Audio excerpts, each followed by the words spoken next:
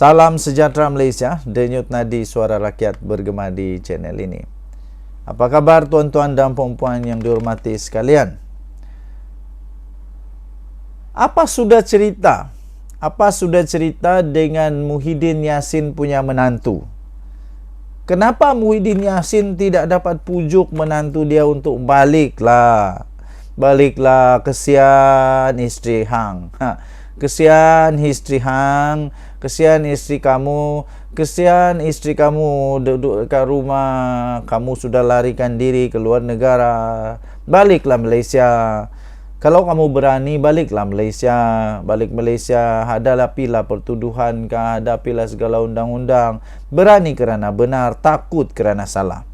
Yang hairannya, Datuk Seri Muhyiddin Yassin, Tan Sri Muhyiddin Yassin kah Datuk Seri Muhyiddin Yassin? Saya kurang pastilah.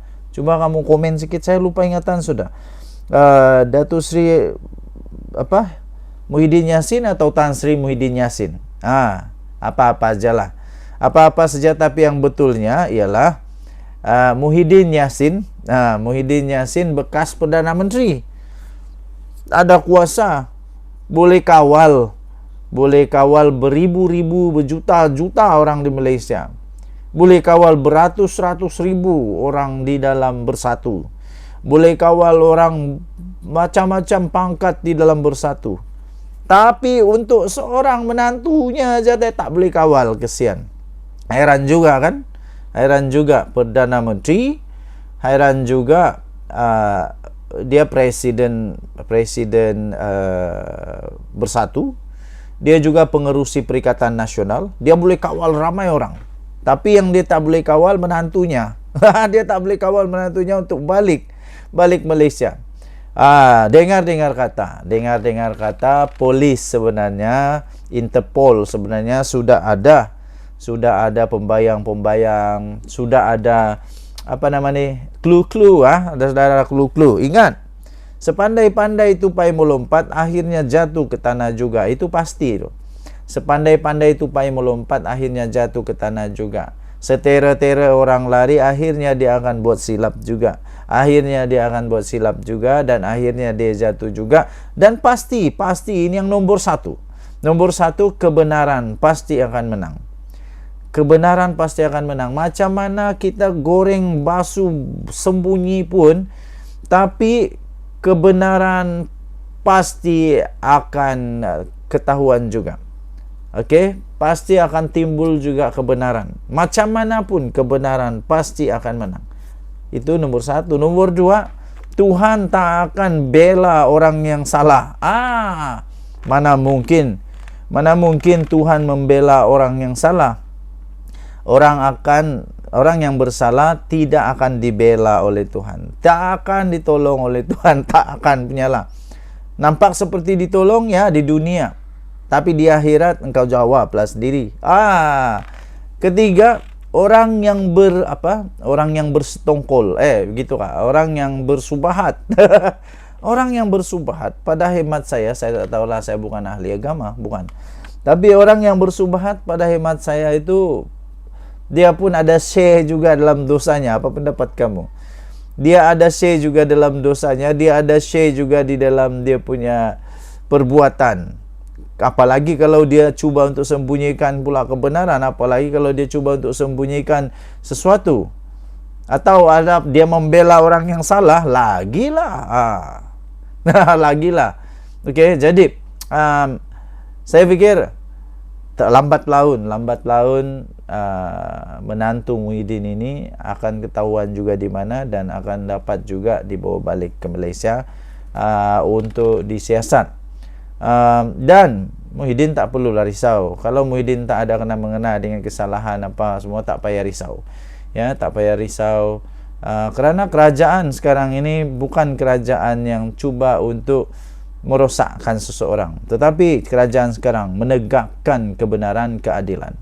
Denyut nadi suara rakyat bergema di channel ini. Jangan lupa tekan butang subscribe, like dan share. Malaysia kita punya, cintai Malaysia aku. Kita jaga kita. Bye-bye. Salam sejahtera Malaysia. Denyut nadi suara rakyat bergema di channel ini. Padan muka. SPRM mengumumkan telah menahan telah menahan mereka yang bertanggungjawab di dalam penjualan ataupun pengubahan tanah rizab Melayu kepada bukan Melayu. Ini barulah terbaik. SPRM menahan pengarah urusan kes ubah tanah rizab Melayu kepada bukan Melayu. Mari kita lihat siapa yang kena. Mari kita lihat siapa yang kena. Seorang pengarah urusan sebuah syarikat hartanah ditahan Suruhanjaya Pencegahan Rasuah Malaysia SPRM atas dakwaan mengubah status tanah rizab Melayu kepada tanah bukan Melayu di Mukim Manjong Setiawan Perak. Lapor berita harian, syarikat milik lelaki berusia 44 tahun itu dipercayai terbabit melakukan pemecahan lot membabitkan kira-kira 650 hektar tanah sebelum dijual menjadi lot rumah dan banglo. Wow, difahamkan siasatan SPRM mendapati sejumlah 317 lot. 317 lot yang dipecahkan kepada individu serta syarikat yang sebagian besarnya adalah bukan Melayu. Penahanan itu adalah rentetan kepada tangkapan seorang bekas timbalan pendaftar hak milik di Pejabat Tanah dan Galian PTG Perak yang sudah dituduh di Mahkamah Seksyen Ipoh bulan lalu.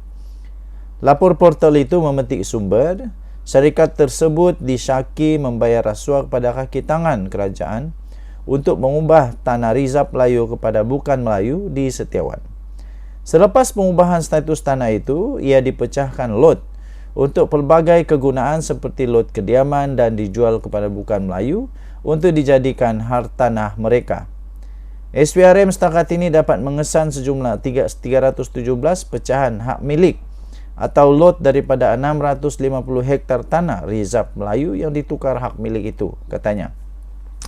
Sementara itu, pengarah kanan bahagian siasatan SPRM, Datuk Seri Hishamuddin Hashim mengesahkan tangkapan itu dan memberitahu penahanan suspek dilakukan mengikut Akta SPRM 2009 kerana memberi rasuah. Katanya suspek akan direman di Mahkamah Magistrate Ipoh pada pagi ini untuk membantu siasatan SPRM. Pada April lalu, media melaporkan seorang bekas PTG Perak dihadapkan ke Mahkamah Session atas pertuduhan menipu agensi kerajaan negeri sehingga menyebabkan pemecahan lot tanah rizab Melayu membabitkan kawasan seluas 649.2 hektar di Setiawan 12 tahun lalu. Tertuduh adalah Rosli Cik Muhammad, 64 tahun, bagaimanapun mengaku tidak bersalah. Selepas pertuduhan ke atasnya itu dibacakan jurubahasa di hadapan hakim Datuk Ibrahim Osma. Ini yang patut kita kecam habis. Ini yang patut kita kecam habis. Bagaimana seorang yang begini tergamak, bagaimana beliau tergamak menjual ataupun menggadaikan harta pusaka ini, harta pusaka orang Melayu ini, tanah rizab orang Melayu ini kepada orang-orang yang tidak sepatutnya. Ini memang patut dihentikan. Nah, itulah saya bilang memang padan mukalah. Kali ini padan mukalah dia kena tangkap, dan padan mukalah kalau betul dia dapati bersalah, padan muka dia. Ini patut dihentikan. Sekali lagi pujian harus diberikan kepada SPRM, kepada kerajaan Madani. Ini terbaik. Ini terbaik. Entah selepas ini ramai lagi walaun-walaun yang akan terkejut, mulai bergegar-gegar lutut kerana jangan pula selepas ini, kerana jangan pula lepas ini tiba-tiba ada lagi anak-anak walaun, ada lagi menantu-menantu walaun yang kedapatan kantoi makan rasuah sampai lari ke luar negara. Itulah macam-macam. Dan yang nadi Suara Rakyat bergema di channel ini. Bye-bye.